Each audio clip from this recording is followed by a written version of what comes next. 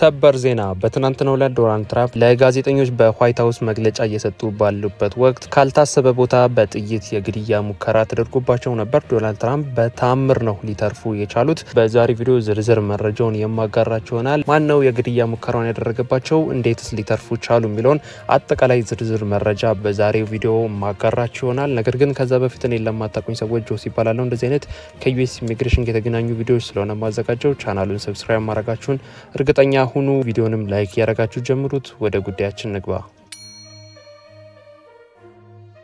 የትናንትናው የግድያ ሙከራ የተደረገባቸው ክስተቱ የተከናወነው ማለት ነው በዋሽንግተን ሂልተን ሆቴል ለጋዜጠኞች የራት ግብዣና ጋዜጣዊ መግለጫ ለማድረግ በተሰበሰቡበት ወቅት ነው። የተኩሱ ድምጽ የተሰማው እራት እየተበላ ባለበት ወቅት በግምት ከምሽቱ 2 ሰዓት ከ30 አካባቢ በርካታ የተኩስ ድምጾች ተሰምተዋል። በመጀመሪያ ላይ ፕሬዚዳንቱ ወይም ዶናልድ ትራምፕ ድምጹ ያን ያህል የሚያስጨንቅና ያን ያህል የከረረ አልመሰላቸው ነበር። በዚህም መዘናጋት ታይቶባቸው ነበር። ነገር ግን የተኩስ ድምጹ ከፍተኛ እየሆነ እንዲሁም እየጠነከረ በመምጣቱ ምክንያት የፕሬዝዳንቱ ጋርዶችም ዶናልድ ትራምፕን ለማስወጣት እንቅስቃሴ በጀመሩበት ወቅት ፕሬዝዳንቱ ዶናልድ ትራምፕና ባለቤታቸው ሜላኒ ትራምፕ እንዲሁም ምክትል ፕሬዝዳንቱ በአስቸኳይ ከቦታው እንዲወጡ ተደርገዋል። በቪዲዮ ላይ እንደምትመለከቱትም በከፍተኛ ሁኔታ ግርግርና ሽብር የተፈጠረበት ምሽት ነበር። ይህንን ቶክስ የከፈቱት ማለትም ይህንን የግድያ ሙከራ ያደረጉት ተጠርጣሪዎችም አንድ ተጠርጣሪ ተይዘዋል። ተኳሹ የ31 ዓመት ጎልማሳ ሲሆን ወዲያውኑ በቁጥጥር ስር ውሏል። ግለሰቡ ጠመንጃ፣ ሽጉጥ እንዲሁም ቢላዎችን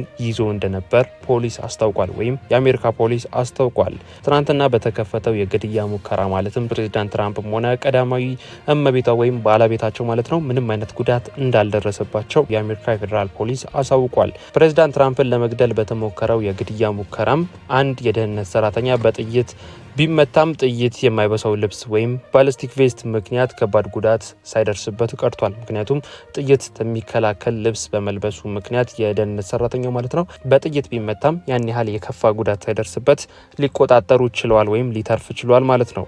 በአጠቃላይ ፕሬዝዳንት ትራምፕ ከጥቂት ሰዓታት በኋላ በዋይት ሀውስ በሰጡት መግለጫ መሰረት የደህንነት ሰራተኞችን አድንቀው ማለትም የአሜሪካ ፖሊሶችን አድንቀው እኔ ተጽዕኖ ፈጣሪ ስለሆንኩኝ ጥቃት በብዛት ይሰነዘርብኛል ሲሉ ተደምጠዋል። የራት ግብዣውም የተቋረጠ ሲሆን በሚቀጥሉት 30 ቀናት ውስጥ በድጋሚ እንደሚካሄድ ተገልጿል። ይህ ክስተትም ባለፉት 2 ዓመታት ውስጥም ፕሬዝዳንቱ ላይ ማለትም ዶናልድ ትራምፕ ላይ የተከሰተ ሶስተኛ የግድያ ሙከራ ሆኖ ተመዝግቧል።